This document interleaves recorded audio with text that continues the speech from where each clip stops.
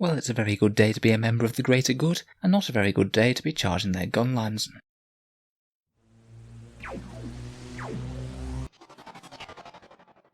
Hello and welcome back to Auspex Tactics, the strategy focused 40k channel, where we've been covering the 9th edition news as it's been coming out. Games Workshop today, in a Warhammer community article dedicated to the Tau, have basically clarified that Tau Overwatch is going to be completely unchanged from before in 9th edition. As we've seen in a rather big shake-up in a previous 9th edition article, Overwatch is now going to be a far rarer mechanic throughout the game. You're either going to need a special rule to be able to use it, none of which exist unless they add them in through the FAQs and erratas that come out with 9th, or you're going to have to use the single Overwatch stratagem, which will cost you 1 command point to fire Overwatch once at your enemy. This was quite a big shake-up to big gunline units in the game, as it means that assault armies are just going to be able to get into combat that bit easier, and take far fewer casualties when they're trying to get in. For Tau, however, this isn't going to be the case due to this rule.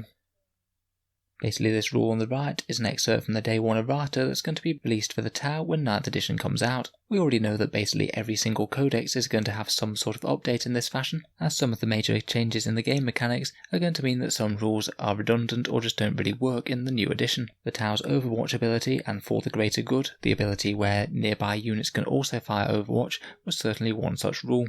Now, Overwatch is a very important mechanic to the Tau, as they have so little prowess in close combat. Tau tend to rely on being a bit of a shooting castle, with coordinated fire support from other units trying to scythe down enemy warriors as they try and get too close to their lines. This meant that only being able to fire once with Overwatch in their entire army was going to be quite a negative, and basically strip away one of their main lines of defence against close combat. Sure, you could fire them with a very, very powerful unit, but it was small fry compared with previous. This errata changes that for the greater good rule, and it means that every unit can also fire Overwatch whenever you declare a charge on that unit, and on top of that, you still get the ability to fire Overwatch once per phase, by nominating that unit within 6 inches, although they won't be able to fire Overwatch again through the same ability. This is different to the Tau Sept special rule, which also lets them hit on 5 in Overwatch, so basically the Tau are going to be exactly the same scary amount of Overwatch as before. One very important aspect of this special rule is that the units can fire Overwatch multiple times per phase potentially if you nominate them as charges with different units. They'd be able to do so if you either failed the charge or they managed to shoot so well that they have wiped out the charging unit. You can't use that if they're being nominated for the ones within 6 inches, but if you just repeatedly declare them as a target of a charge, then you certainly can. This makes it far more powerful than the Overwatch stratagem, as the Overwatch stratagem you pay 1 command point to fire Overwatch once. Say if you had an Imperial Knight Castellan and he really wanted to fire Overwatch, you could pay 1 command point to allow him to fire Overwatch at the first charging unit. Even if he killed the charging unit with said Overwatch, then the next one that declared the same charge on him he wouldn't be able to use it on, as that stratagem has already been used that phase. The Tau players basically get this all the time. Depending on how many other changes they make, Tau might be one of the sole purveyors of Overwatch in 40k, though I'd personally guess that's not going to be the case.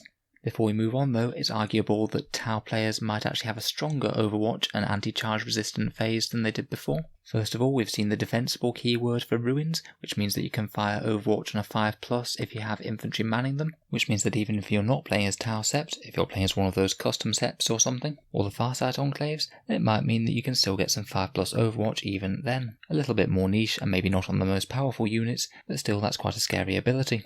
I'd also bear in mind that this Overwatch change has gone hand in hand with reduction to ability to multi-charge units. Say if you did have a big melee Death Star unit, say some Assault Centurions that were trying to charge Tau lines, if they knew that they were going to be overwatched by basically everything anyway, then they might just declare everyone as a charge target as well. So at least that way they can activate against multiple units in close combat and potentially clear a lot of things once they're in. Now the rules for multi-charge have been tweaked. It basically means that you can only make a charge move if you roll high enough to get to the one that's furthest away. Realistically, that just means that you're going to declare less units as charge targets, as you really can't afford having your unit just sit there, take Overwatch and then do absolutely nothing because they fail the charge because you've nominated something far too far away. I honestly think that this could be a little bit of a problematic combination between Overwatch and that, and could make Tau Overwatch even more tricky to overcome than it already is. I personally hope that something of similar parity is given to the other good Overwatch armies out there. Say things like Mordian Iron Guard, whose main ability is to be able to hit on fires in Overwatch. I would hope that their trait gets enhanced now to also allow the entire army to fire Overwatch,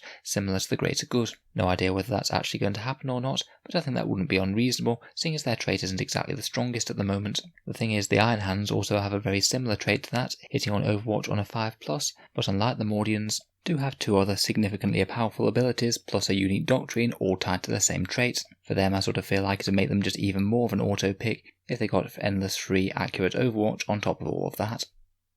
So overall, I feel like this change, or lack of it, is going to cause some controversy. On the one hand, I can see that it's basically Tau's unique mechanic. The way their arm is constructed means they just don't really do the fight phase, so even if it is frustrating to play against sometimes, I think having Overwatch generally about the place isn't really such a bad thing to compensate. However, now everyone else has lost their Overwatch abilities, I can imagine that similar armies are going to be looking at the Tau very enviously indeed, as essentially every single Tau unit is going to be able to use that Overwatch stratagem every turn for free. Plus they are already augmented with their Overwatch with potential 5+ Overwatch from the Tau Sept and the extra ability from the Greater Good of firing further away.